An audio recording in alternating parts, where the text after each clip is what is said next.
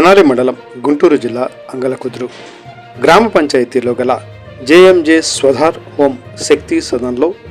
ఎంతోమంది అనాథలు అభాగ్యులు ఆశ్రయం పొందుతున్నారు. గత 3 వారాల క్రిందట సోమవారం ప్రజా సమస్యలపై గ్రీవెన్స్లో ఇచ్చిన పిటిషన్పై స్పందించినటువంటి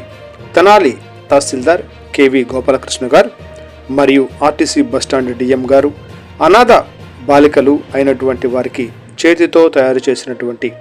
ఫ్యాన్సీ ఐటమ్ తెనాలి బస్టాండ్ ఆవరణలో వారికి ఒక షాపును అరేంజ్ చేసి వారికి అండగా ఉంటామని భరోసా కలిగించినటువంటి తెనాలి తహసీల్దార్ ఎంఆర్ఓ గోపాలకృష్ణ గారు అనాథ బాలికలకు జీవన ఆధారం కల్పించిన వారికి అండగా ఉంటానని మాట ఇచ్చి మాట నిలబెట్టుకున్న తెనాలి ఎంఆర్ఓ గారికి ఎంఆర్పిఎస్ గుంటూరు జిల్లా అధ్యక్షులు కిన్నెర నాగరాజు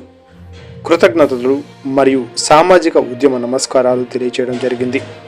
ఈ కార్యక్రమంలో ముఖ్య అతిథిగా